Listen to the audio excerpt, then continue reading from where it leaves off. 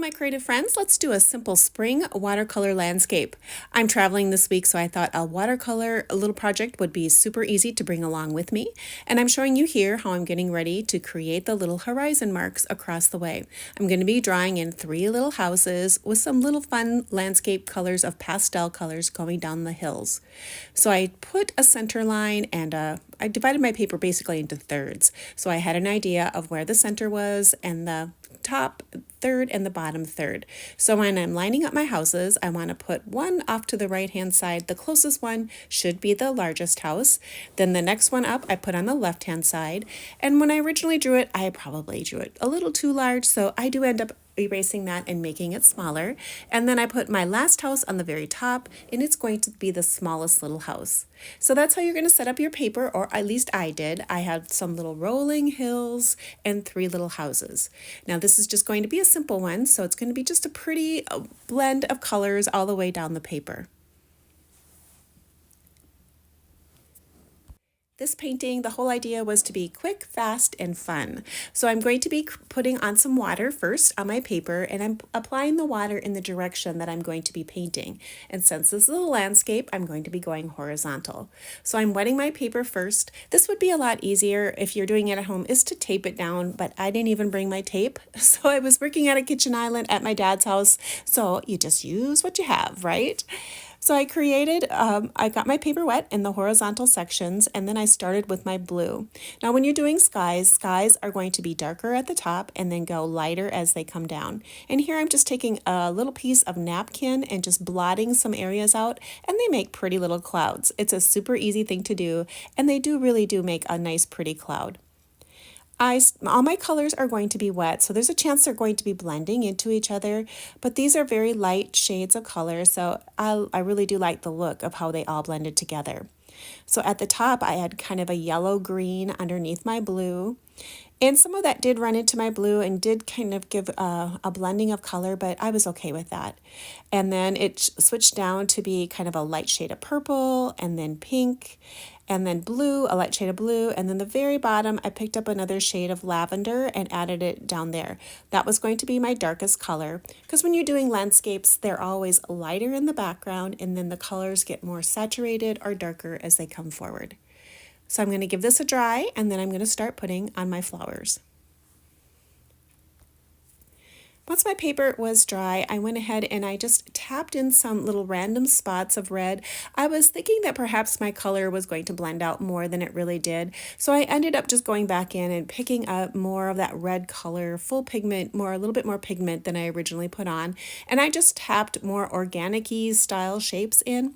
I wanted a look of like a field of flowers, so I was tapping little clusters of color. So I was taking some of the red, and then I picked up some of the purple as well, and put those colors on at the same time. And because my colors are wet, they're going to blend on their own, and I'm not going to have to do a lot of work on making these pretty little color blends. It's just going to do it on its own.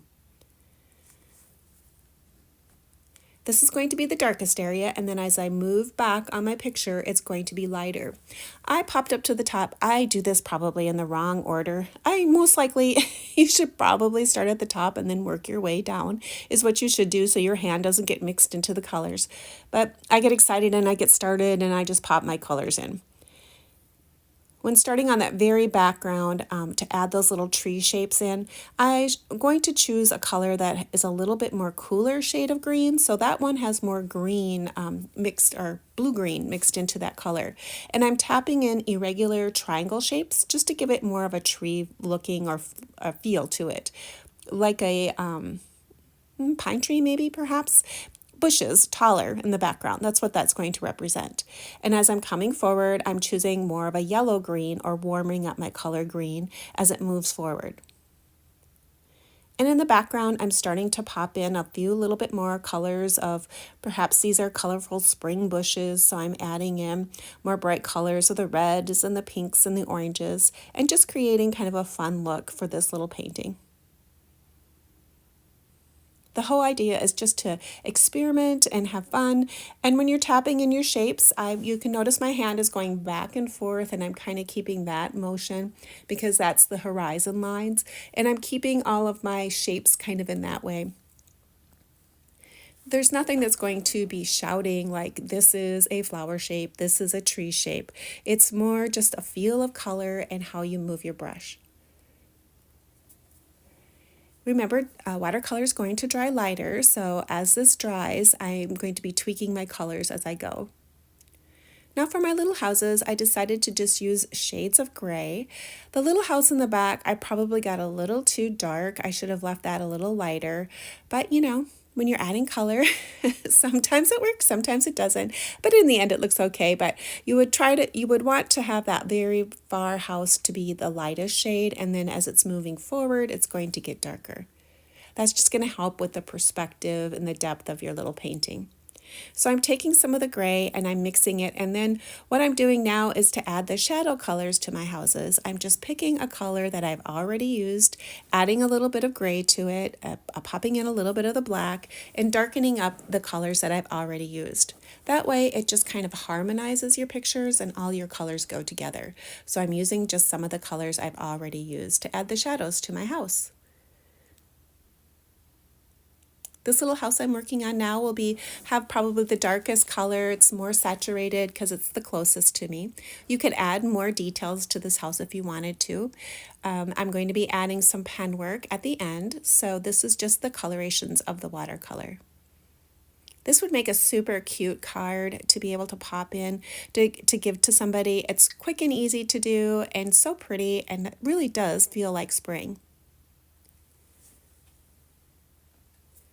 Here I'm just adding simple little doors in. You can pop in a few little windows too, just to give it more of a feel of a house.